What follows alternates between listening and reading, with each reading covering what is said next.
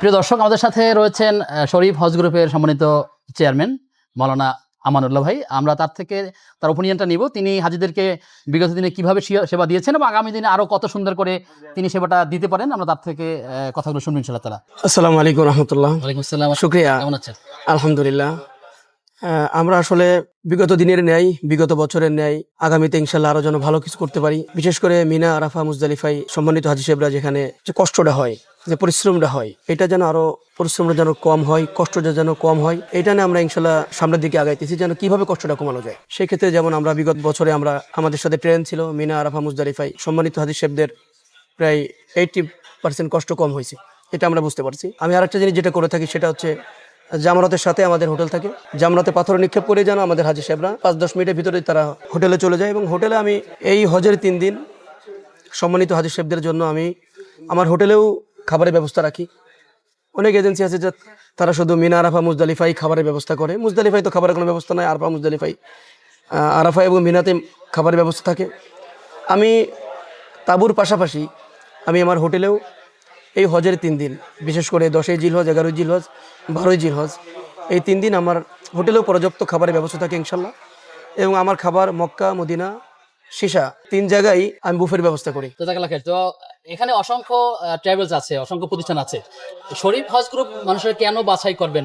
2-3টা যদি মৌলিক কথা বলেন, কেন আপনার সাথে আমরা যাব বা যেতে পারি? মহান রব্বুল আলমিনের প্রতি অশেষ শুকরিয়া।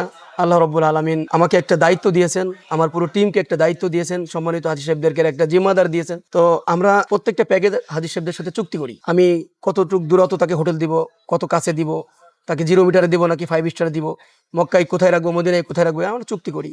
আলহামদুলিল্লাহ আমরা চেষ্টা করি এই চুক্তি অনুযায়ী তাদের সাথে আমরা সার্ভিসটা দেওয়ার জন্য। যেটা চুক্তি করি তার থেকে ভালো কিছু দেওয়ার চেষ্টা করি।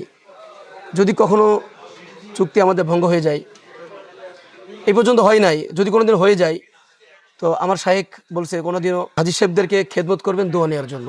যদি আপনি দোয়া নেওয়ার জন্য খেদমত করেন, আল্লাহ আপনাকে রহমত, বরকত সব কিছু দান করবেন। তো এর জন্য আমরা প্যাকেজ চুক্তি করে লিখিত করি। আশা করছি এই পর্যন্ত মানে বিগত দিনের আমাদের কোনো প্যাকেজে বা কোনো সম্মানিত হাজি সাহেবদের কোনো কমপ্লেন নাই। আলহামদুলিল্লাহ হজ থেকে এসে আমরা হজ পূর্ণবিধি অনুষ্ঠান করি। আমি একটা বিষয় বলি, ওনার সাথে প্রশ্ন আসতে পারে যে আপনি কেন শরীফ হজের সাথে যাচ্ছেন?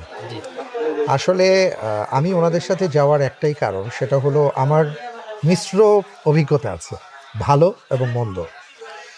আমি আলহামদুলিল্লাহ যেহেতু আল্লাহ তাআলা কয়েকবার নিয়েছেন, তো মিশ্র অভিজ্ঞতার আলোকে আমি যেটা দেখেছি যে শরীফ হজের আমান ভাই আছেন, উনি চেষ্টা করেন কথাগুলো রাখার, যে কথাগুলো দেন সেই কথাগুলো যেন রাখতে পারেন, সেই চেষ্টাটা আমি দেখেছি এবং তার মধ্যে যে আগ্রহটা দেখেছি হাজিদের খেদমত করার ব্যাপারে, এটা আমার কাছে ভালো লেগেছে। এবং এ পর্যন্ত আলহামদুলিল্লাহ ওনাদের সাথে 3 বার গেলাম।